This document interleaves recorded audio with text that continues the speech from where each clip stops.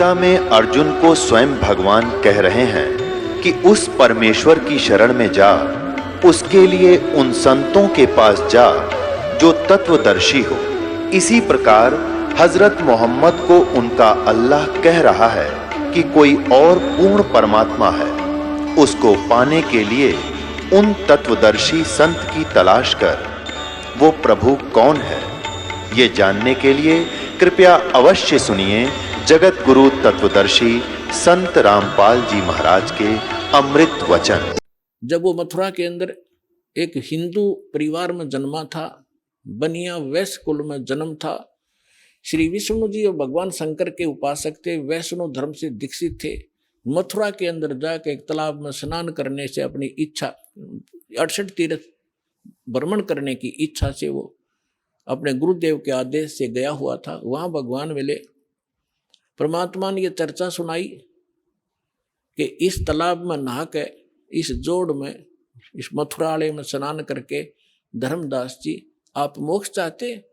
तेरे लोटे में पानी भर के ला रखा था, उसने साथ रखा था, देखो इसमें कितने जीव घूम रहे, इसमें तूने स्नान किया, मसल मसल कर नहाया, तूने करोड़ों जीव मार दिए रगड़ रगड़ के। ये पाप तेरे बैड अकाउंट में लिखा गया। और पुण्य एक भी कोई ना, क्योंकि शास्त्र विरुद्ध साधना तेरी, तुझे क्या लाभ मिलेगा इसके? पाप इकट्ठे कर दिए। मथुरा से अपने बांधवगढ़ घर से चलकर यहाँ तक आया। मथुरा में लगभग 700 किलोमीटर तू पैदल चला है। नीचे तेरे पैरों के नीचे जितने जीव आए वो तेने पाप को नाश कर, तेरे पाप में लिखे जाएंगे। और पुण्य एक भी कोई ना इस दौड़ में नहाने का, तालाब में नहाने का। बता, तू गीता पढ़ता है डेली? हाँ जी। गीता में दिखा कहीं तीर्थ पर नहाने की बात के लिख रखी हो? या जो मंत्र आप जाप करते हो, हरे कृष्ण राधे श्याम सीताराम, गीता में लिखा कहीं? अगर नहीं जी, फिर किस लिए डलेर हो रहा है?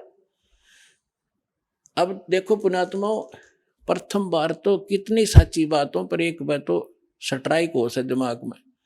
धर्मदास जी नाराज हो गए, तो हमारे तू मुसलमान है, हमारे देवताओं की बुराई करता है, ये करता है, आंख लगा दिखाने। परमात्मा अंतर ध्यान हो गए, जिंदा महात्मा के रूप में बैठे थे। मुसलमान धर्म के अंदर जिंदा महात्मा संत होते हैं। जब आगे से एकदम अंतर ध्यान हुए, धर्मदास का कलेजा हिल गया कि सारी सच्ची कह था और ये सारी बात सही थी। मैं तो नीच हूं तो भगवान था, कोई फरिश्ता था, कोई देवता था, कितनी बढ़िया बात बताओ थे। मैंने गलती कर दी और हे भगवान इब के आप मिल जाओ तो मैं सारी बात सुनूंगा। कुछ दिन के बाद, लंबी कहानी है, अब विषय नहीं है वो, इसलिए दास क्या बताना चाहता है। परमात्मा उनको फिर मिले, फिर कुछ बात कही, वो फिर कुछ स्वीकार की, कुछ फिर गलती, वो अज्ञान आज्ञा अड़ गया। भगवान फिर अंतर ध्यान हो गया। ऐसे 4-5 बार घटना घटी। तो चौथी 5वीं बार जब धर्मदास जी से परमात्मा अंतर ध्यान हुए, तो उसने ठान लिया कि भगवान या तो दर्शन दे दो, ना मैं अन्न पानी नहीं खाऊंगा, अरिब का जो आप कहोगे मैं वह सुनूंगा सारी। 5-6 दिन बीत गए, धर्मदास ने कुछ नहीं खाया, अन्न भी नहीं किया। परमात्मा पहुंच गए, उसको मुश्किल से सहारा देकर खड़ा किया। अब बेटा तू खा पी और अब मैं आ गया हूं, सुन मेरी बात। फिर धर्मदास जी ने कहा कि भगवान एक बार मुझे वो स्थान दिखा दो जो आप बता रहे हो कि वहाँ सारी सृष्टि है, आपके भाई बहन जो पहले चले गए यहाँ से मुक्त मैंने किए हैं वो भी वहाँ विद्यमान है, मुझे दिखा दो भगवान, मैं देखना चाहता हूँ। अब परमात्मा ने कहा कि धर्मदास तू हट क्यों कर ही, ऐसा हट क्यों कर रहा है? मैं जो कहूँ तू भक्ति कर, विश्वास कर, इस भक्ति से तू वहां पहुंचेगा, वहां देख भी आएगा। तू रह नहीं सकता क्योंकि तेरे पास भक्ति नहीं है उस योग्य। जैसे कोई बच्चा ट्रेनिंग कर रहा है डॉक्टर की, और वो नो मैंने डॉक्टर दिखा के लाओ, पहला हॉस्पिटल कहाँ सी है, अरे पहले ट्रेनिंग कर, फिर उसको नौकरी मिल जाएगी तेरे को। अब देख भी आओगा क्या डॉक्टर बन गया तू वहां जा करके? तो पहले अपनी भक्ति करो, जो ट्रेनिंग पूरी करो, फिर आपको नौकरी मिल जाएगी वहां पर। नहीं माना, मालिक भी चाहते थे गवाह बनाओ इसको, उसकी प्रबल इच्छा हुई, एक बार दिखा दो दाता। परमात्मा लेकर गए ऊपर, नीचे जिंदा महात्मा के रूप में थे। उसी रूप में जाकर देखा कि वहां सारी सृष्टि, नर और नारी, भाई बहन सभी विद्यमान थे। सुंदर शरीर उनके, लंबे लंबे शरीर, और बहुत हष्ट पुष्ट उनका तेजोमय शरीर, और सब उनको प्यार से परमात्मा ने जाकर कहा कि इसको डबल रोल किया दाता ने। जो एक परमात्मा के जो उस राज दरबार के सामने गेट कीपर था, परमात्मा ने उसे कहा संकेत से कि इस भगत को भगवान के दर्शन करा लाओ। वो दूसरी साइड से ले गए, परमात्मा दूसरी साइड से जाकर सिंहासन पर विराजमान हो गए। लेकिन उस समय शरीर वही था, शकल वही थी, लेकिन शरीर से ऐसा नूर निकल रहा था, रोम करोड़ सूर्य करोड़ चंद्रमा मिला दे रोमकूप में इतनी शोभा थी मालिक। जब धर्मदास जी ने देखा कि ये तो यह भगवान जो नीचे जा रहा था जिंदा महात्मा के रूप में, ये तो वही परमात्मा है, तब देख जाके परमात्मा ने कहा जा भाई चल वापस। फिर वापस आया तो परमात्मा नीचे बैठे पाए। तब उसने कहा हे भगवान, आपने आप ही मालिक को, आपने अपने आप को छुपा रखा है। अरे भगवान, इतना सुंदर स्थान। जब पहुंचा धर्मदास, उसको वापस भेजने लगे, तब परमेश्वर से कहा भगवान मुझे यहीं रख लो, उस गंदे लोक में ना भेजो, वहां तो बुरा हाल है। अब वहां जाने के बाद आपको पता चलेगा आप कहाँ पड़े हो, कैसे लोक में रह रहे हो। तब धर्मदास जी ने याचना की, परमात्मा ने कहा बेटा ऐसा नहीं रह सकती, आप वापस जाओ, आपको ऐसा मंत्र दूंगा सतनाम और सारनाम, थोड़े ही भजन से आपकी घनी भक्ति संग्रहित हो जाएगी। इसके विषय में आदरणीय गरीबदास साहिब जी को भी परमात्मा मिले थे। उन्होंने परमात्मा से परिचित होने के बाद क्या कहा है, सतनाम पालड़ रंग होरी हो, 14 लोक चढ़ावे राम रंग होरी हो, 3 लोक पास्यंग धर रंग होरी हो, तो ना तुले तुलाया राम रंग होरी हो। एक सतनाम का 2 अक्षर का मंत्र है, जिसमें एक ओम है, एक तत् गुप्त है, जिनको प्राप्त है उनको पता है। तो अनपदेशी को ये मंत्र भूल के नहीं बताना, नहीं आपका नाम खंडित हो जाएगा। तो परमात्मा ने कहा कि एक श्वास उश्वास से एक मंत्र, जैसे आपने एक बाहर छोड़ा एक अंदर लिया, एक ये मंत्र पूरा बन गया। तो कहते हैं ये सतनाम का एक सिमरन एक पालड़े में रख दे तराजू के तखड़ी के, और 3 लोग पृथ्वी पाताल और स्वर्ग लोग धर दे पासेंग। पासेंग क्या होती है? जैसे दास का जन्म एक किसान परिवार में हुआ, हमारे घर पर ये व्यापारी लोग गेहूं चना लेने आते थे, तो पिताजी कहते थे भी पहले तेरी ताखड़ी जांच करा, इसमें कोई एरर तो नहीं है। तो उसमें एरर होती तो उसी कणक, जैसे चने बेच रहे लेने हैं तो चने उठा के एक मुट्ठी दूसरे पलड़े में डाल दिया जाता था, ताकि वो एरर लेस हो जाए, उसमें कोई डिफेक्ट ना रहे, संतुलन ठीक हो जाए। वो पासेंग कहा करते, पासेंग डाल ले इसमें, और बट्टे रख दिए। और वो सौदा बाकी और करना होता है, 10 मन 20 मन चने लेने होते हैं, वो तोलने अलग से। वह पासेंग कोई सौदे में नहीं होती, वो एक मुट्ठी चने पड़े रहो। तो यहाँ क्या बताते हैं परमात्मा के एक सतनाम के सिमरण की इतनी कीमत है। सतनाम पालड़ रंग होरी हो, और दूसरी तरफ 14 लोक चढ़ावे, शिव का लोक, विष्णु जी का लोक, ब्रह्मा जी का लोक, दुर्गा का लोक, और ये ब्रह्म का लोक, और ये जो है ना गोलोक, और ये 14 लोक जो है अताल उतल पतल, ये सारे चढ़ा दे। और 3 लोक पासेंग धर रंग होरी हो, ये 3 लोग तो पासेंग कोई सौदे में नहीं है। पृथ्वी लोक, इस पृथ्वी पर छोटा सा कोई टुकड़े का राजा बन जाता है, मंत्री मुख्यमंत्री, फूला नहीं समाता। और इस ज्ञान के साथ की तुलना में आपको पता चलेगा, क्या बताते हैं, 3 लोक का राज जीव को जय कोई दे, और लाख बधाई क्या करे जय नहीं नाम तने। धिक्कार है उस राज को जो भक्ति नहीं है, जिसके पास ये सतनाम नहीं है। तो क्या बताते, सतनाम पालड़ रंगोरी हो, और 14 लोक चढ़ावे राम रंगोरी हो, 3 लोक पासेंग धरे रंग होरी हो, तो ना तुले तुलाया राम रंग होरी हो। तब धर्मदास जी से परमात्मा ने कहा कि नीचे जा बेटा, ऐसा मंत्र दूंगा, सच्चे नियम से नियमित रहकर ये भक्ति करना, थोड़े ही सिमरन से। मुझे मालूम है कि इस काल के लोक में तुम भक्ति नहीं कर सकते, ना जाने कितने प्रकार के पचेड़े तुम्हारे जकड़ रखे हैं, लेकिन ये सिमरन ऐसा दे दिया, थोड़ा भी सिमरण कर लोगे तो भी कल्याण कर दूंगा तुम्हारा। और आप जाइए नीचे।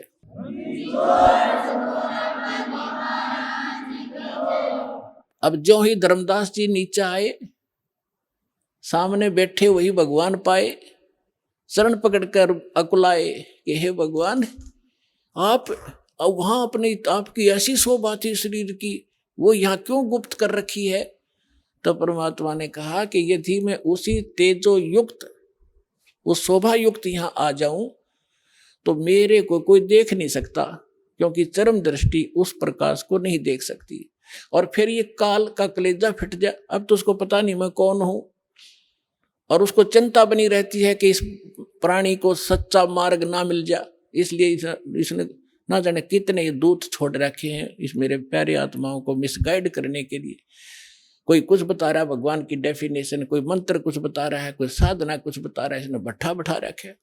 इसलिए धर्मदास, मैं आपको ये सच्ची भक्ति बताने के लिए आया हूं।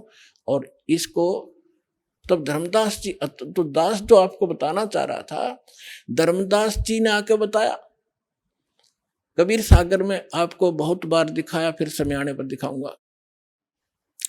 उसमें वहां ऐसी सृष्टि है, वहां पर सब भाई बहन जो पहले चले गए वहां ठाठ से रहते हैं, स्त्री पुरुष है, परिवार है, वहां सारे सुख हैं, सब सुख पदार्थ वहां पर उपलब्ध है। और पुण्यात्माओं, जिन महापुरुषों को परमात्मा मिले उन्होंने बताया,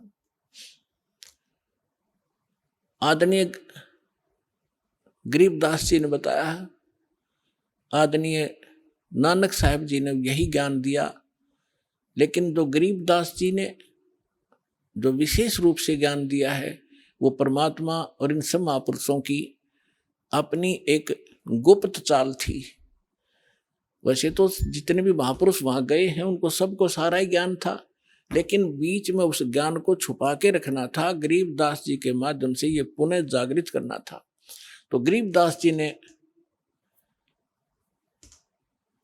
अपनी वाणी में यही बताया है, अब इतना समय नहीं वो आपको मैं सुनाऊं, कि वहां सतलोक के अंदर ऐसी स्थिति है, ऐसा वहां पर रहन सहन है, वहां बाग बगीचे हैं, सदाबहार वृक्ष हैं, सारे सुख हैं, और वहां जाके तुम सदा सुखी रहोगे, सदा युवा बने रहोगे, वहां तुम्हारी मृत्यु नहीं होगी, तुम्हारा परिवार होगा।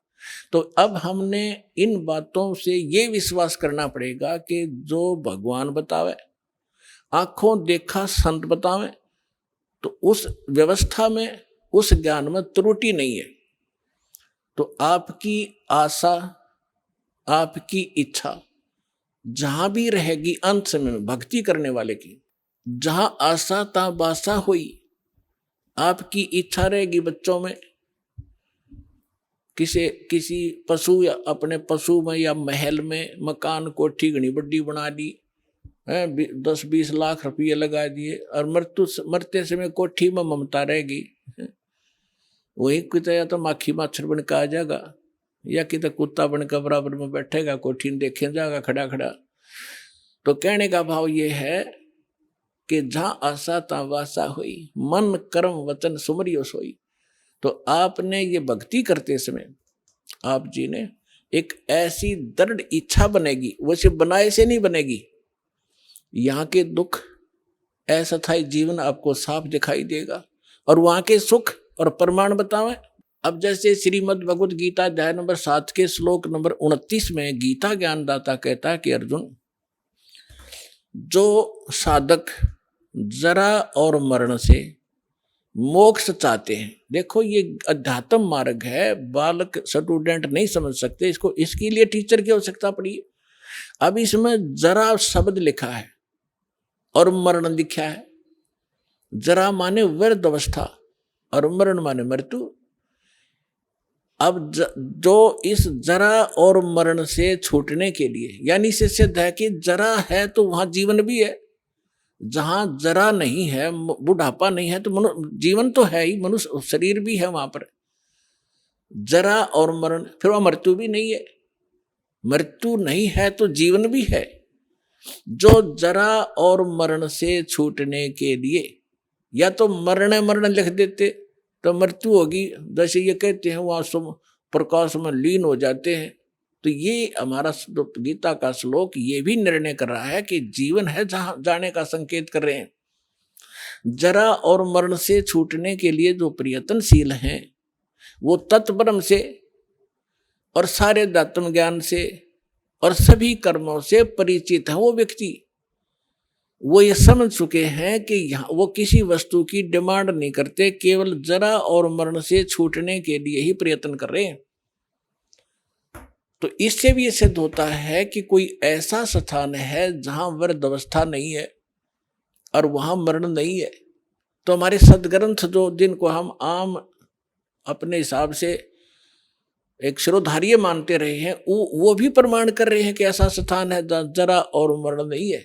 और फिर क्या बताते हैं, गरीबदास साहिब जी कहते हैं कि सतगुरु मिले तो इच्छा मिटे, पद मिल पदे समाना, और चल हंसा उस लोक पठाऊं जो आदि अमर अस्थाना।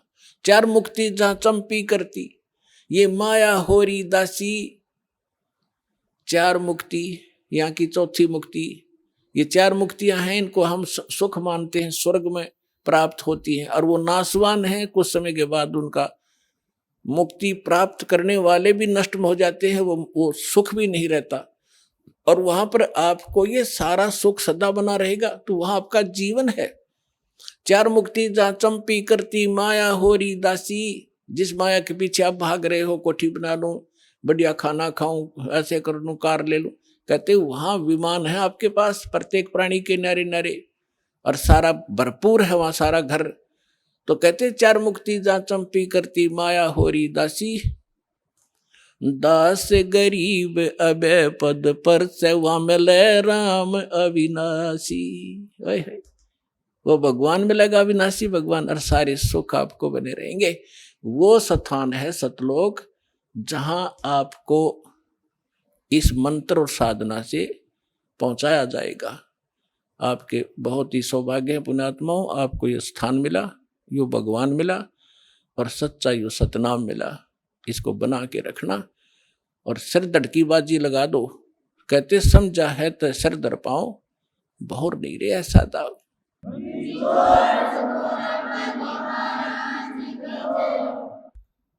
परमपिता परमात्मा पूर्ण ब्रह्म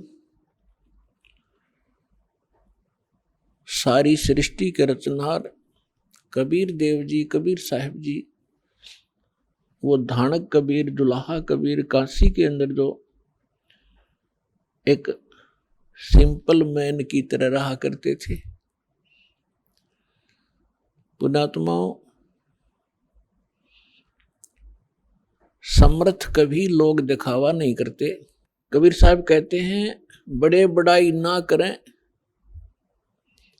और छोटे बहुत इतराएं। बड़ा बड़ाई ना करे, छोटा बहुत इतरावे, और जो प्यादा फर्जी हो वो टेढ़ा मेढ़ा जावे। परमात्मा क्या कहते हैं, जैसे ये कच्चे रास्ते पैदल चलने के खेतों में से बना लिए जाते हैं, वो अस्थायी होते हैं किसी के खेतों में से, तो कहते हो टेढ़ा मेढ़ा चलता है। और जो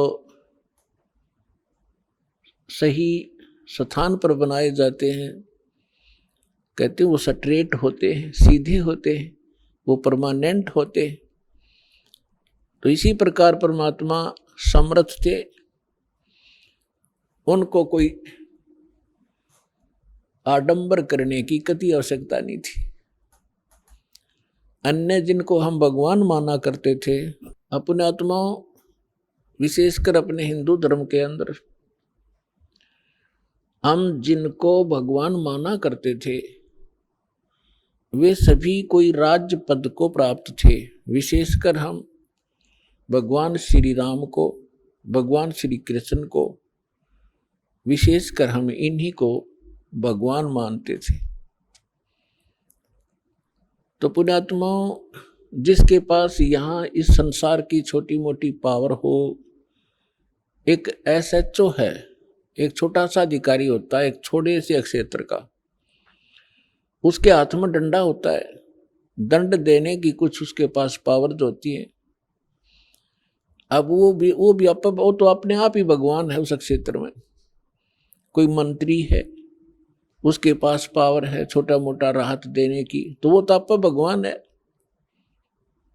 सबको स्वीकार्य है। और पुण्यात्मा एक झोपड़ी में रह के और कपड़ा बुना करते थे। कभी कभी कपड़ा कुर्ता भी नहीं पहनते थे, धोती में रहते थे। हैंड टू माउथ उनका निर्वाह था। ऐसे को भगवान कोई सपने में भी नहीं मान सकता। लेकिन पुण्यात्माओं, जब हम पारखी हो जाएंगे, हम लाल की परख करना जान जाएंगे, फिर अपने आप समझ में आ जाएगा हु इज गॉड। आज आपको परमात्मा कबीर जी के बारे में बहुत सी धारणाएं गलत फैला रखी थी। कोई कहा करते थे वो एक विधवा ब्राह्मणी के पैदा हुए थे, शर्म के मारे वो कहीं सरोवर के किनारे डाल आई थी। एक नीरू नीमा नाम के जुलाहा थे, संतान थे, वो उठा लाए थे और बड़ा होकर के वो जुलाहे का काम करते थे। और फिर ये भी कहा करते थे कबीर एक कवि थे। फिर जब हम इस संत मार्ग में आए, संत मार्ग के अंदर इनको भगतजन संत कहा करते थे, कुछ एक इनको भगत कबीर कहा करते थे, एकाद ने इनको संत कबीर भी कहा है। लेकिन कबीर पंथी भी कबीर जी को परमात्मा नहीं मानते, वो सतगुरु कहते हैं। तो यहां परमात्मा, यहां गरीबदास जी कहते हैं, एक ना भूला दो ना भूली, भूली सब संसारी। सब कुछ भूला हुआ है परमात्मा कौन है। और जिसके नाम पर रोटी खाया करते कबीर पंथी, उनको नहीं पता कबीर साहब समर्थ हैं, सृष्टि रचनहार हैं, वो भी केवल एक सतगुरु कहा करते हैं। उन सब की वीडियो, उनके प्रवचन, इंटरव्यू रिकॉर्ड किए जा चुके हैं। ईब चाहे वह कितनी बकवाद करो, समाज को सब पता लग गया उनका कितना नॉलेज था। आज आपको परमात्मा के प्राकट्य के विषय में बताएंगे। वैसे तो भगवान ने स्वयं कहा है, चारों युग में संत पुकारे, कूक कहा हम हेल रे, हीरे माणिक मोती बरसे, यो जुग चुगता डेल रे। परमात्मा कहते हैं चारों युगों में मैं आया और प्रत्येक युग में अच्छी आत्माओं को, संतों को मिला, उनको अपने से परिचित कराया। और उन महापुरुषों ने मुझसे परिचित होकर के मेरी महिमा ढोल के डंके पे स्थान स्थान पर जाकर सुनाया। तो परमात्मा कहते हैं, सतयुग में सत सुकृत कह टेरा, त्रेता नाम मुनींदर मेरा, द्वापर में करुणा में कहाया, कलयुग नाम कबीर धराया। आज हम आपको कलयुग के अंदर परमात्मा के प्रकट के विषय में सुनाएंगे। थोड़ी सी बैकग्राउंड भी सुनाएंगे। द्वापर युग में एक सुदर्शन नाम के सुपच थे, शेड्यूल कास्ट थे, वाल्मीकि जाति में जन्मे थे। और वो उस समय परमेश्वर कबीर जी करुणामय नाम से प्रकट थे द्वापर में। जब करुणामय नाम से परमात्मा प्रकट थे, उस समय कुछ एक हंस परमात्मा की शरण में आए थे, उनका कल्याण किया था। एक तो रानी इंद्रमती थी, इंदुमती भी कहते हैं, इंद्रमती, जो विशेष, और भी राजा जगजीवन थे, लेकिन विशेषकर हमारे जो सत्संग के विषय में हम कुछ एक महापुरुषों की जानकारी आपको देंगे। और उनमें से एक सुदर्शन नाम के वाल्मीकि थे। और परमात्मा भी उस समय करुणामय नाम से एक वाल्मीकि को सरोवर के ऊपर मिले थे जो निसंतान थे। और सुदर्शन जी उसी वाल्मीकि परिवार के अंदर, कुल के अंदर अन्य किसी परिवार से संबंधित थे। केवल उस समय उस वाल्मीकि समुदाय से उस सुदर्शन जी ने परमात्मा करुणामय जी से उपदेश लिया था और उन्होंने उनको खूब अच्छी तरह जाना था। परमात्मा उनको सचखंड लेकर गए थे सुदर्शन जी को। अब जिन्होंने परमात्मा को सचखंड में देख लिया, पूरा विश्व एक तरफ और वो महापुरुष एक तरफ रहे। इस कलयुग के अंदर भी आपके सामने दास ने बहुत बार उन महापुरुषों के शुभ नाम गिनाए हैं जिनको परमात्मा मिले, तो वो भी दृढ़ हो गए थे। आदरणीय धर्मदास साहिब जी, आदरणीय मुल्कदास साहिब जी कलयुग के अंदर, आदरणीय नानक देव साहिब जी, आदरणीय दादू साहिब जी, आदरणीय गरीबदास साहिब जी गांव चुरानी जिला जज्जर हरियाणा वाले, आदरणीय घीसा दास साहिब जी गांव खेकड़ा अब जिला बागपुर हो गया और उत्तर प्रदेश में, आदरणीय स्वामी रामानंद जी काशी शहर वाले, बनारस वाले। और गरीब परमात्मा खुद कहते हैं जो देखेगा मेरे धाम को, जो देखेगा मुझे धाम में, जो मुझे सतलोक में देख लेगा सो जानत है मुझ, वो मुझे समझ सकेगा कि आई एम गॉड। और गरीबदास जी बता रहे हैं परमात्मा ने यह ऐसे कहा था, गरीबदास तो से कहूं सुन गायत्री गुज। ये गुप्त भेद बता रहा हूं कि जो मुझे सतलोक में देख लेगा वो मुझे भगवान मानेगा, और नहीं तो इस पृथ्वी पर घूमते हुए मेरी प्रत्येक दशा को देखकर आम आदमी पहचान नहीं सकता। तो अब हम उनको पहचानेंगे क्योंकि हमें लाल के गुणों और लक्षणों का ज्ञान हो गया। तो इसी प्रकार ये जितने महापुरुषों के शुभ नाम आपको बताए, जैसे गुरु नानक देव जी हिंदू समाज में, हिंदू धर्म के अंदर जन्मे थे। इनके पिता कालूराम मेहता जी खत्री अरोड़ा थे और भगवान राम, भगवान श्री कृष्ण और विष्णु जी के कट्टर पुजारी थे। और इसी प्रकार नानक साहिब जी भी इसी तरह उन्हीं की पूजाएं किया करते थे। एक ब्रजलाल पांडे से गीता भी पढ़ी थी। फिर परमात्मा मिले और सचखंड के अंदर देखा। उसके बाद उनकी सब ज्ञान बदल गया, उनका विषय बदल गया और ब्रह्मा विष्णु महेश से ऊपर वो भगवान बताने लगे। तो घर के अंदर भी विद्रोह कर दिया। उनके पिता ने भी उनको बहुत भला बुरा कहा पंडितों के कहने से कि तेरे ये क्या पैदा हो गया, ये तो रामकृष्ण से को भगवान नहीं बताता, इनसे ऊपर कोई और शक्ति बताता है। लेकिन वो दृढ़ भक्त होते हैं जिनको भगवान मिलते हैं, ये वेद गवाह है। तो उन्होंने परवाह नहीं की, सारा संसार एक तरफ, पूरा समाज एक तरफ और गुरु नानक देव जी एक तरफ। वो दृढ़ रहे और सफल हुए। इसी प्रकार वाल्मीकि जी, सुदर्शन जी अकेले ही उनके उस समय उस क्षेत्र में भक्त बने। और जिस उनके माता पिता ने, सुदर्शन जी के माता पिता ने परमात्मा की शरण नहीं गई, ग्रहण नहीं की, ना नाम लिया ना दीक्षा ली। तो जब वो मरने लगे, मृत्यु को प्राप्त हो चुके, और सुदर्शन जी से परमात्मा ने कहा कि सुदर्शन भक्ति कर बेटा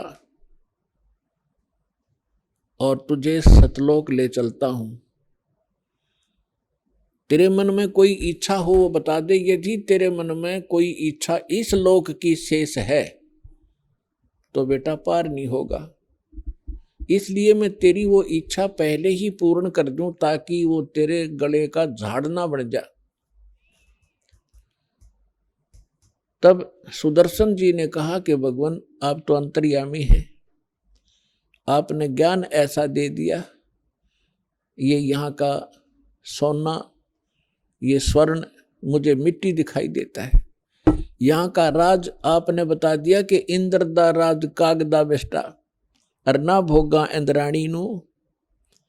इंद्र स्वर्ग के राजा, स्वर्ग का राज भी हमारे लिए आपके ज्ञान से पता लग गया कि काग की बीट है, योद्ध लैस जीव अपना जीवन नाश करना है। तो हे भगवान, दास का कोई इच्छा नहीं, लेकिन एक मलाल बना हुआ है हृदय में।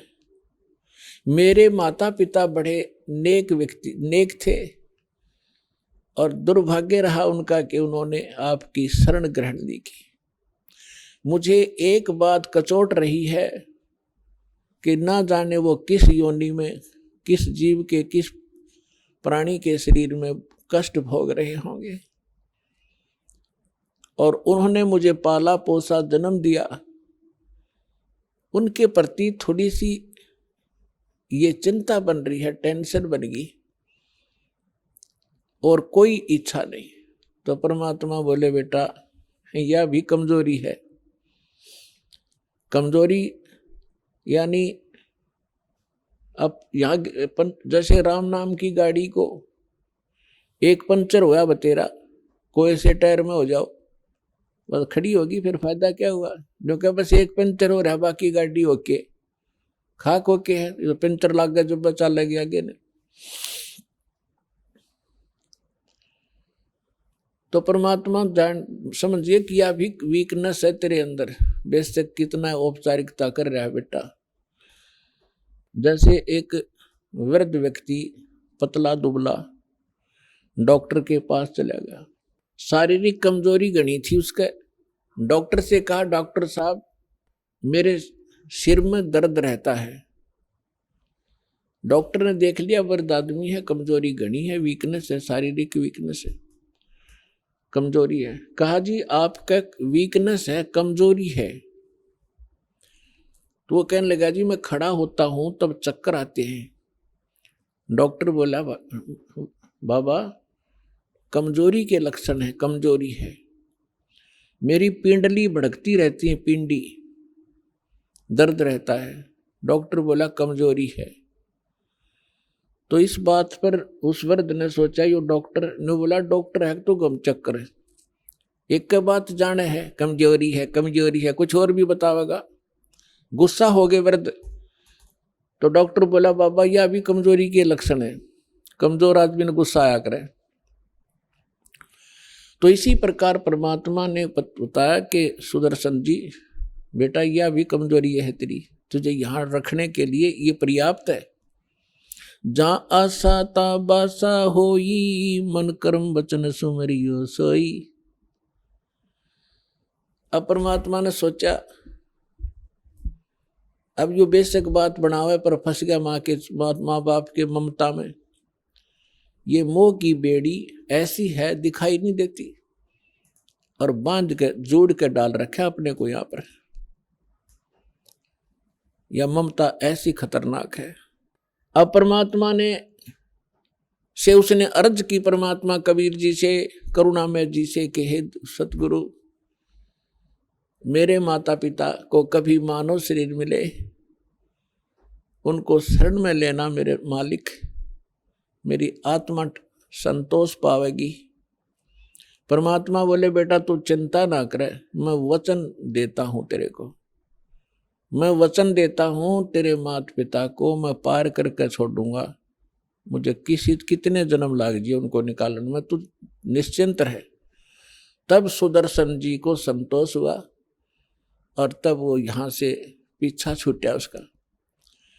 अब उसके माता पिता उस समय तो वो वाल्मीकि घर में जन्मे थे, नेक्स्ट जीवन उनका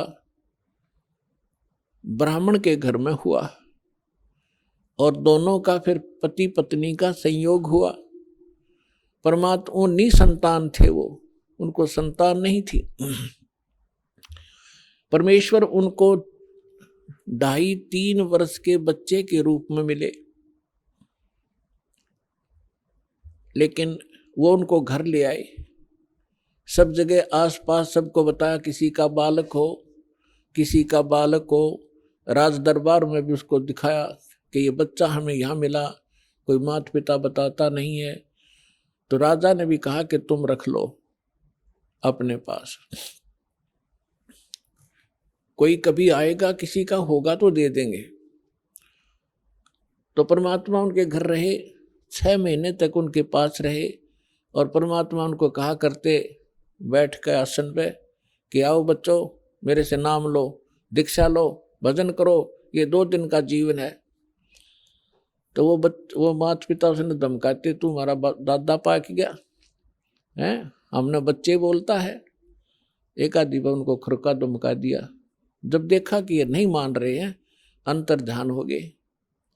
जब वो अंतर ध्यान हो गए तो उस बच्चे में मोह घना हो गया था। तो सारा जीवन उनका उसी की याद में बीत गया। अगला जन्म उनका फिर ब्राह्मण और ब्राह्मणी का हुआ। काशी के आसपास उनका जन्म हुआ। गौरी शंकर काशी में उसका नाम गौरी शंकर था। वो काशी बनारस में रहता था। उसकी पत्नी किसी आसपास के गांव में जन्मी, उनका संस्कार संयोग हुआ।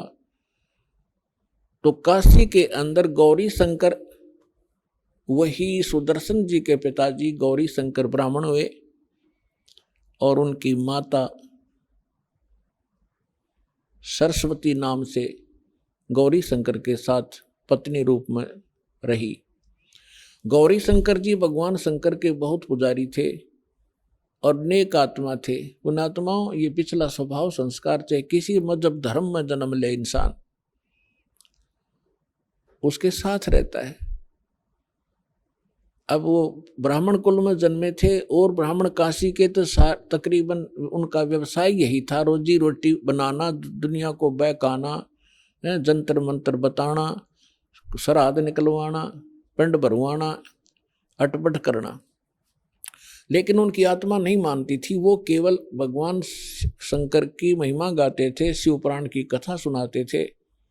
उस कथा से जो भी पैसा आ जाता था निर्वाह करते थे, और शेष बच जाता था उसको भंडारे में लगा देते थे, संग्रह नहीं करते थे। जिस कारण से उनकी इस क्वालिटी से, इस गुण के कारण आम हिंदू के में उनके प्रति आम हिंदू की एक विशेष जो आस्था थी, जुबान पर चढ़े हुए थे सबके कि बड़ा नेक आदमी है, कोई लालच नहीं करता है, निस्वार्थ कथा सुनाता है। और जिस कारण से अन्य जो रोजी रोटी वाले ब्राह्मण थे, वो पांडे, वो गौरी शंकर से ईर्ष्या करा करते कि सब इससे की प्रशंसा करते हैं, ज्यादा लोग इन्हीं की कथा सुनने जाते हैं। तो उसको नीचा दिखाने के लिए वो बहुत प्रयत्नशील थे, लेकिन उनकी कोई चल नहीं रही थी, दाल नहीं गल रही थी। इस बात का पता चला काजी और मुल्लाओं ने। काशी के काजी मुल्ला मुसलमानों को पता चला कि गौरी शंकर हिंदू धर्म का घना प्रचार कर रहा है, और उनको ये भी मालूम हुआ कि अन्य जो ब्राह्मण हैं, जिनको सभी गुरु रूप में मानते हैं ये हिंदू लोग, वो इससे ईर्ष्या करते हैं, इनके साथ नहीं है। जिस कारण से उन दोनों को, गौरी शंकर और सरस्वती को, वो निसंतान थे, उनका बालक बच्चा नहीं था कोई भी, उनको जबरदस्ती मुसलमान बना दिया। अपना जूठा पानी उनका सारा छिड़क दिया, उनके मुंह में डाल दिया। 10-5 हिंदू खड़े होकर देख रहे थे ब्राह्मण, उन्होंने जाकर सारे अनाउंसमेंट कर दी कि गौरी शंकर मुसलमान बन गया है, उसके घर नहीं जाना है, उसको अपने घर नहीं आने देना है, इसको गंगा में स्नान भी करना बंद कर दिया। गंगा घाट पर जहाँ ब्राह्मण लोग नहाया करते थे, वह मुसलमानों को अलाउड नहीं था स्नान करना उस गंगा में, और मुसलमान लोग इस गंगा की घनी परवाह भी ना करा करते, नहान को विशेष, क्योंकि उनके उस इतिहास में है ही नहीं। तो गौरी शंकर सरस्वती विवश हो गए, उनका नाम बदल दिया, गौरी शंकर का नाम धर दिया नूर अली, और सरस्वती का नाम रख दिया नियामत। अपभ्रंश करके उनको सीधा नीरू और नीमा कहने लगे। अब कोई भी हिंदू उनके पास कथा सुनने नहीं जाता था, शिव की कथा वो कर नहीं सकते थे क्योंकि मुसलमान बन गए थे। रोजी रोटी निर्वाह की समस्या सामने आ खड़ी हुई। उन्होंने देखा कि पैसा हमारे पास नहीं है, कोई व्यवसाय कर नहीं सकते, तो उन्होंने सिंपल सा तरीका खोजा जो बगैर पैसे से कोई धंधा शुरू हो। तो कपड़ा बुनने का कार्य शुरू कर दिया। उसमें कुछ नहीं करना, 4 डंडे से गाड़ने होते हैं, 5-4 बस, वो जंगल में से काट लाए और चूल्हे का काम शुरू कर दिया। वो निसंतान थे, संतान नहीं थी। ऐसे ही कुछ समय और बीत गया। वो भले ही मुसलमान बन गए थे, लेकिन भगवान शंकर की आस्था श्रद्धा वो भुला नहीं पा रहे थे। जब भी कोई आपत्ति आती थी तो भगवान शंकर से अर्ज किया करते थे। अब गंगा घाट पर स्नान करना बंद करवा दिया। प्रतिदिन स्नान करने का स्वभाव उनका बना हुआ था। उसके लिए उन्होंने एक स्थान खोजा जो लहर तारा नामक एक स्थान था, जहां पर बहुत बड़ा एक सरोवर था, लहर तारा सरोवर, और उसके अंदर गंगा का ही जल वर्षा के समय में लहरों के द्वारा गऊ घाट के ऊपर से, जहां पशु जल पिया करते थे, वो किनारा कट जाता था। और गंगा पहले बहुत फुल समीप पर चला करती थी वर्षा घनी होने पर, 4 मास तक चौमासे में। तो उस गंगऊ घाट के ऊपर से पानी और फ्लो होकर लहरों के द्वारा उछल उछल के और एक बहुत बड़े सरोवर को भर दिया करता था। वो झील थी और फिर उसमें सारा वर्ष जल निर्मल रहता था। गंगा के जल में एक गॉड गिवन एक ऐसा मेरिट है, ऐसा गुण है, ये सतलोक से आई हुई है ये गंगा, तो वो कभी खराब नहीं होता। पुण्यात्माओं, जितने भी आज तक सतलोक के गुण गाने वाले राधा स्वामी पंथ से पहले कोई सतलोक जाना नहीं था। और इन्होंने कबीर साहब की वाणी में तो सतलोक सचखंड की पूरी विवरण है ही है, लेकिन कबीर पंथी भी ढंग से नहीं जानते थे। सतलोक वो भी कहते थे, लेकिन सतलोक में कुछ नहीं मानते थे। चेतन ही चेतन है, वहां प्रकाश ही प्रकाश है, यही राधा स्वामी वाले कहते थे। और ये धन धन सतगुरु सच्चा सौदा, जय गुरुदेव, और निरंकारी तो कहते हैं भगवान निराकार है। और किसी हिंदू से पूछ ले, किसी मुसलमान से पूछ ले, किसी इस सिख या ईसाई से पूछ ले, परमात्मा को वो निराकार बताते हैं। अब सच्चाई, जिन महापुरुषों ने भगवान को देखा, फिर इस दास पर रजा हुई। अब वहां क्या सारी सृष्टि ऐसी है जैसी यहां पर है, ये डुप्लीकेट है और वो ओरिजिनल है। वहां पर ये 5 तत्वों से बना हुआ कोई मटेरियल नहीं है, एक तत्व से बना हुआ। जैसे 5 तत्वों से यहाँ ये शरीर बना हुआ है, अब इसमें कोई तत्व दिखाई नहीं देता, ये 5 तत्वों से बना है। मृत्यु के उपरांत इसको जब सभा किया जाएगा, ये अपने अपने तत्वों में बट जाएगा। इसी प्रकार वह एक तत्व से सारी सृष्टि, सभी पदार्थ एक तत्व से, काजू किस्म सेब संतरे ये अनार एक तत्व से, हमारा शरीर एक तत्व से, तो वहां केवल एक नूरी तत्व से ही बना हुआ होता है। तो वहां ये सुंदर सरोवर जो अमर सरोवर है, वहां से सतलोक से ये गंगा आई है। परमात्मा ने एक सैंपल भेजा है कि हमारे लोक में ऐसा मटेरियल है, ऐसा पदार्थ है जो कभी खराब नहीं होते।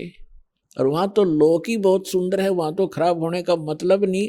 और यहाँ इस गंदे लोक में 10 दिन में पानी में बदबू हो जा, और यहाँ पर गंगा का पानी जल खराब नहीं हो रहा। ये सतलोक से आया हुआ ये मटेरियल है, पदार्थ है। तो ऐसे दूधों की नदियां वहां सरोवर भरे हैं, दही के सरोवर भरे हैं। वहाँ पर शहद के सरोवर भरे हैं, हर तरह के पदार्थ हैं और सदाबहार फल हैं, सदाबहार वृक्ष हैं, सदाबहार वहाँ पर ये बेल बूटे हैं, लता हैं। तो पुण्यात्माओं प्रसंग चल रहा है, वहीं पर आते हैं। तो नीरू नीमा सुबह सुबह उठ करके प्रतिदिन उस लहर तारा नामक तालाब में स्नान करने के लिए जाने लगे। रूटीन बना हुआ था, गर्मी का मौसम था, जैसे ज्येष्ठ सुदी पूर्णमासी गर्मी का मौसम। और उस दिन परमात्मा अपने वचनानुसार, जैसे सुदर्शन जी से कहा था, बेटा तू चिंता ना करे, मुझे टाइम तो कितना लगे तेरे माता पिता को मैं पार करूंगा। जिस कारण से वो बोला भगत सुदर्शन यहाँ की इच्छाओं को त्याग सका, नहीं तो उसके गल में या एक फांसी और गल गई थी, यही बहुत थी उसको यहाँ काल के लोक में फंसाने के लिए। लेकिन पुण्यात्माओं परमात्मा कहते हैं मेरी शरण में जब आप आ जाओगे, फिर मेरा काम है, तुम मेरी मर्यादा में रहना, मुझसे दूर ना होना, फिर मैं आप करूंगा तुम्हारे सारे काम। कैसे तुम्हें पार करना है वो फिर मेरी ड्यूटी है। अब जैसे परमात्मा ने एक फार्मूले बताए हैं, द्वार धनी के पड़ा रहे, धक्के धनी के खावे, 100 काल झकझोल ही पर द्वार छोड़ ना जावे। एक तरीका बताया है कि द्वार धनी के पड़ा रहे और धक्के धनी के खावे, यानी अपने सच्चे दरबार में, अपने सतगुरु के पास यहाँ आता रहे, चाहे कुछ भी आपको लोग कहें और कोई छोटी मोटा ऐसा कोई दुख भी आप पर आ जावे, उसमें अपनी हिम्मत नहीं आ रहे और भगवान से दूर मत होना। इसलिए कहते हैं द्वार धनी के पड़ा रहे और धक्के धनी के खावे। सतलोक यानी आश्रम में आता रहे जाता रहे, छोटा मोटा कोई उक चुक हो भी जा, हिम्मत नहीं आ रहे। कबीर साहब कहते हैं सतना छोड़े सूरमा, सत छोड़े पत जा, और सत के बांधे लक्ष्मी फेर मिले किया। फिर फार्मूला बताया है कि द्वार धनी के पड़ा रहे, धक्के धनी के खावे, 100 काल झकझोल ही पर द्वार छोड़ जा। तो परमात्मा भी और भी कहते हैं कि जो जन मेरी शरण है, जो एक बार मेरी शरण में आ गया और गुरुद्रोही हुआ नहीं, फिर उसको मैं छोड़ूंगा नहीं, पार करके ही छोड़ूंगा, समय कितना लग जाए। जो जन मेरी शरण है ताका हूं मैं दास, और गेल गेल ला गया फिर जब तक धरती आकाश। तो पुण्यात्मा अब परमात्मा ने अपने वचनानुसार उनको निकालना था। यदि वो ब्राह्मण बने रहते, उनमें अभिमान की कमी नहीं थी, और जहां अभिमान है वहां भगवान मिल नहीं सकता उन व्यक्ति को। आज से 600 वर्ष पहले ब्राह्मण वर्ग एक बहुत ही उच्च कोटि के माने जाते थे। इनको हमारे क्षेत्र में दादा नाम से पुकारा जाता था, चाहे छोटा सा बालक हो, और बहुत बड़ी महिमा थी इनकी।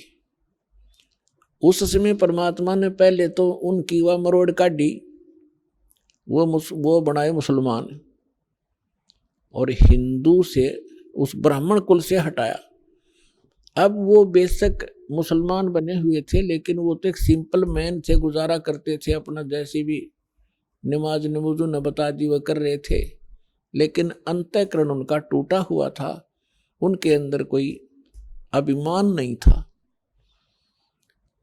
तो परमात्मा ज्येष्ठ सुदी पूर्णमासी संवत 1455 सन 1398 को ब्रह्म मुहूर्त में, ब्रह्म मुहूर्त कहते हैं सूर्य उदय होने से लगभग 1.5 घंटा पहले, आइए अब हम उन श्रद्धालुओं के अनुभव जानते हैं जो जगत गुरु तत्वदर्शी संत रामपाल जी महाराज जी से दीक्षा प्राप्त कर चुके हैं तथा उनके द्वारा बताए गए भक्ति मार्ग पर चल रहे हैं। नमस्कार सर। सत साहेब जी। सर क्या नाम है आपका? मेरा नाम तुलसी सिंह तोमर है जी।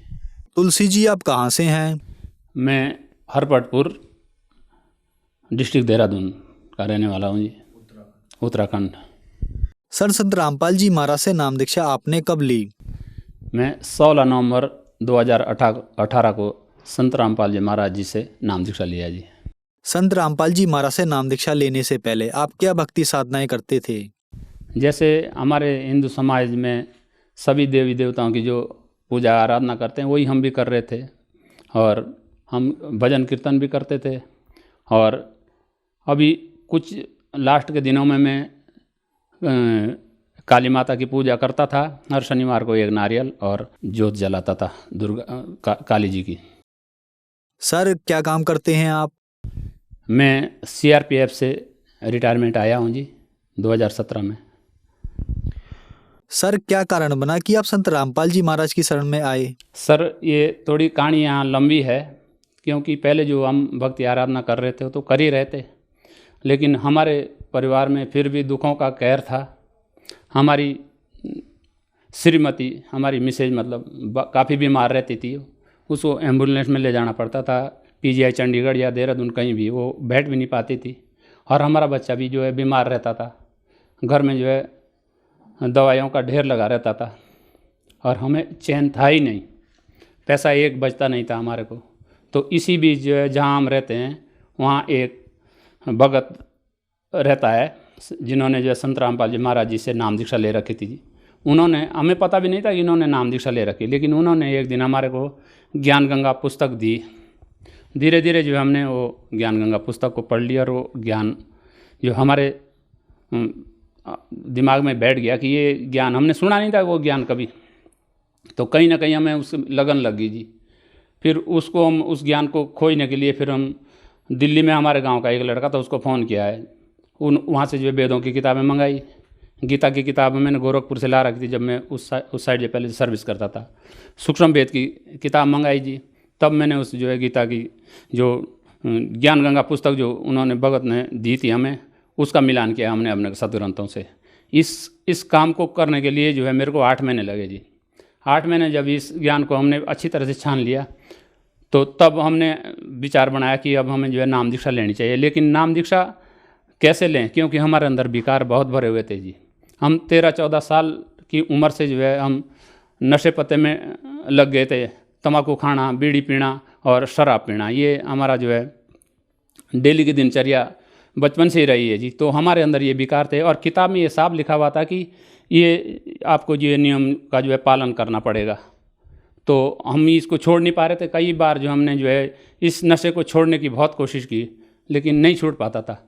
अगर हम बीड़ी छोड़ना चाहते थे तो तंबाकू खा लेते थे, तंबाकू छोड़ना चाहते थे तो फिर बीड़ी पी लेते थे, और दारू तो कभी छूटती नहीं थी। और मांस मच्छी का जो है हम इस्तेमाल जो हमेशा जो है बचपन से जो है करते आए थे, क्योंकि हमारा जिस समाज में हमारा जन्म हुआ वो हमारा समाज मांस मच्छी का जो है बचपन से हमको जो है ये प्रेरणा दी है कि हाँ भाई ये खाना है, ये खाना है।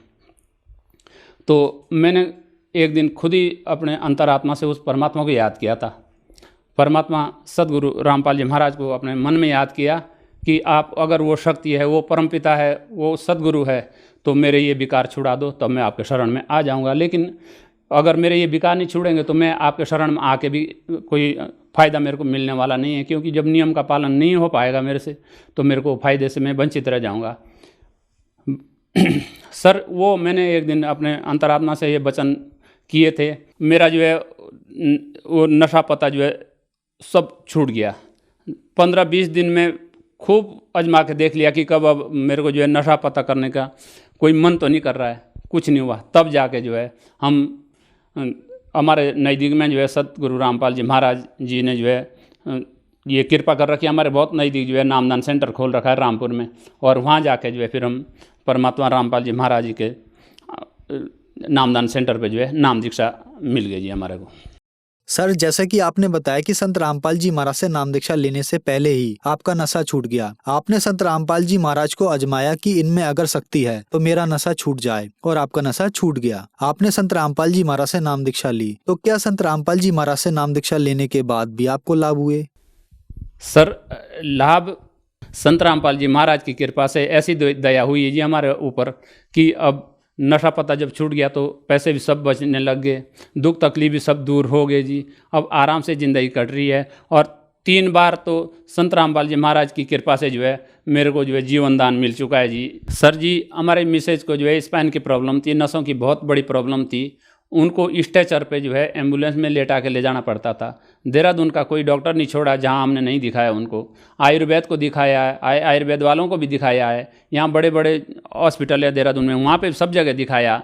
और उसके बाद हम पीजीआई चंडीगढ़ ले गए उनको, चंडीगढ़ के डॉक्टरों को दिखाया। 3 बार जो है वहाँ एम्बुलेंस में ले गए हम चंडीगढ़, वहाँ से भी कोई रिजल्ट नहीं मिला जी। दवाई सब लिख के देते थे और दवाइयों का ढेर लग गया, लेकिन आराम उनको बिल्कुल नहीं मिला। डॉक्टरों ने भी यही लास्ट में ये बताया कि ये तो इनको प्रॉब्लम रहेगी, इनके शरीर में जो है कैल्शियम कम हो गया, आप इनको कैल्शियम देते रहें और ये जो है थोड़ा इनको हो सकता है कि थोड़ा बहुत इनको आराम हो जाए इनके कैल्शियम खाने से। लेकिन ऐसा कुछ भी नहीं हुआ है जी सर जी।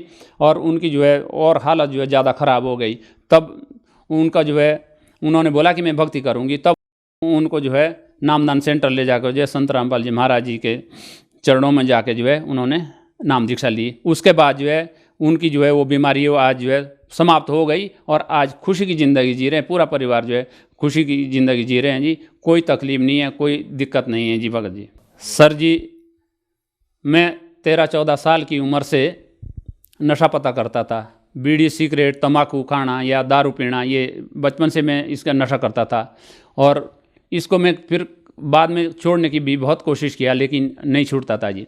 संत रामपाल जी महाराज जी के शरण में आने से जो है मेरे सारे नशे छूट गए जी। और आज मैं सब नशों से मुक्त हूँ और संत रामपाल जी महाराज जी द्वारा दी गई साधना कर रहा हूँ। और अब मेरा मोक्ष होना भी निश्चित है, क्योंकि ये जो ज्ञान है इसको मैंने खुद भी जो है अपने सदग्रंथों से जो है मिला के देख लिया है। ये फाइनल ज्ञान है जी। अब हमारा मोक्ष भी निश्चित है और यहाँ के जो सुख सुविधा है वो तो परमात्मा संत गुरु रामपाल जी महाराज ने दे ही दी है जी। सर, आप सीआरपीएफ से रिटायर्ड हैं और आप एक एजुकेटेड पर्सन हैं। आपने बताया कि आप 13-14 साल की उम्र से नशा कर रहे थे, नशा नहीं छोड़ पा रहे थे, लास्ट तक आपने नशा किया। लेकिन जब आपने संत रामपाल जी महाराज को आजमाया कि अगर आप में कोई शक्ति है तो मेरा नशा छूट जाए, और आपका नशा छूट भी गया। तो जो दर्शक आज आपको टीवी पर देख रहे हैं, नशे से ग्रस्त हैं और नशा छोड़ना चाहते हैं, उनके लिए आप क्या कहना चाहेंगे? सर जी, जो अभी मेरे को लाइव देख रहे हैं, मैं उनसे सबसे करबद्ध प्रार्थना करता हूं कि जैसे मैं बचपन से जो है नशे में डूबा हुआ इंसान था, जैसे मैं आज इंसान बन गया, नशे पत्ते से दूर हो गया, सद्भक्ति मिल गई, ऐसे पूरी दुनिया जो है संत रामपाल जी महाराज जी से जो है नाम दीक्षा लेकर अपने नशे को से जो है अपना छुटकारा पा सकते हैं। सर, संत रामपाल जी महाराज से नाम दीक्षा कैसे ली जा सकती है? सर जी, नाम दीक्षा लेना जो है संत रामपाल जी महाराज ने इतना आसान कर दिया है जी। अगर आप टीवी देख रहे हैं तो नीचे एक पीली पट्टी चलती है जी सत्संग के साथ साथ, उसमें जो है आश्रमों के नंबर दिए जाते हैं। किसी भी नंबर पर जो है आप कॉल करके जो है पूरी डिटेल आप ले सकते हैं जी। पुस्तक मंगा सकते हैं जी आप, आश्रमों के से जो है और जानकारी ले सकते हैं, नामदान सेंटरों की जानकारी ले सकते हैं और ज्ञान की जो है जानकारी ले सकते हैं जी।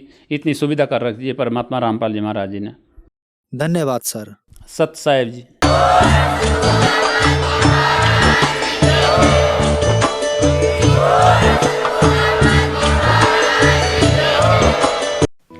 आप सुन रहे थे जगत गुरु तत्वदर्शी संत रामपाल जी महाराज के मंगल प्रवचन।